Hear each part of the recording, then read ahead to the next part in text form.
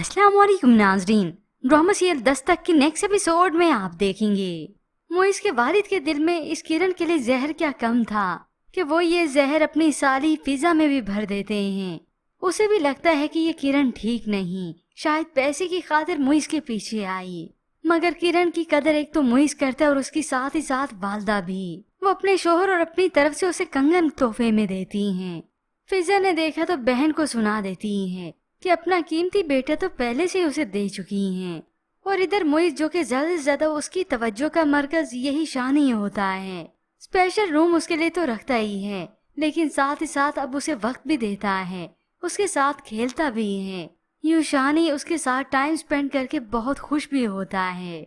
मगर ये सैफ होता है, जब भी फोन पर बात होती है शानी से वो उसके खिलाफ जहर ही भरता है और तो और शानी को खिलाफ करता है इस मोइस के, और उसे कायल करता है कि वो जज अंकल के सामने यही बोले कि उसे ये मोइस अंकल जो कि मारता है और मैंने उसके साथ नहीं रहना, अपने वालिद के साथ रहना है। शानी जो कि अपने इस बेहिस बाप से फोन पर बात कर रहा था तो एन इसी वक्त पिज्जा रूम में आई तो देख लेती है मोबाइल फोन। वो तो शानी से पूछती है कि किसका मोबाइल फोन है, तो वो खामोश हो जाता है, समझ नहीं आता कि क्या बताए। पिज्जा ने फोन देखा तो उसकी बात होती है सैफ से, जो कि ये सैफ अपना जहर इस पिज्जा में भी भर देता है। किरण के खिलाफ उसे बदगुमान करता है। मैं शानी का वालिद हूँ और मैंने उसे ये मोबाइल फोन दिया है, प्लीज आप किसी को मत बताइएगा कि मैं शानी से बात करता हूँ।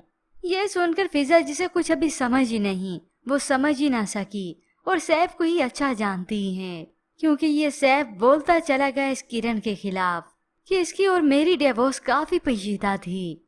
वो किरण तो मेरे साथ रहना ही नहीं चाहती थी, मुझे कोई अहमियत नहीं देती थी, और साथ ही ये भी कह दी कि वो फालतू की चिक चिक करती थी। इतने बड़े बड़े झूठ वो बोलता चला गया, अपना क्यों नहीं बताता किसी और चक्कर में था। अब फिजा जिसे कुछ समझ ही नहीं, क्योंकि उसने तो अभी एक तरफ की बात सुनी और देखी है। उसे यही लगता है कि हाँ सैफ ही सच्चा है। मोइस के वालिद से भी वो कह देती है कि किरण के बारे में आप काफी हद तक ठीक थे, मगर फिर यूं ही व्यूअर सच्चाई आखिर कब तक छुप सकती। ये सैफ और कितना झूठ बोल लेता, सच्चाई तो सामने आकर ही रहती है, क्योंकि कबीर मामू और ये फिजा होते हैं आमने सामने।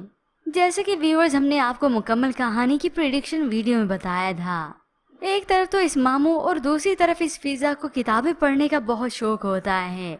दोनों ही एक दिन लाइब्रेरी में जाते हैं। एक तरफ से वो किताब उठाती है तो एन उसी वक्त सामने से किताब उठाता है ये कबीर मामू भी। तभी अचानक से एक दूसरे पर नजर पड़ती है, तो इतने सालों के बाद दोनों एक दूसरे को देखकर हैरान थे। अब फिजा को तो 5 साल के बाद मोहब्बत करने वाला शोहर छोड़कर चला गया और इस कबीर मामू ने तो शादी ही ना की। यूं दोनों की बातें होती हैं। फिजा को हैरत होती है कि कबीर अभी भी उसे भूला नहीं, इस मोहब्बत की बिना पर उसने शादी ही नहीं की।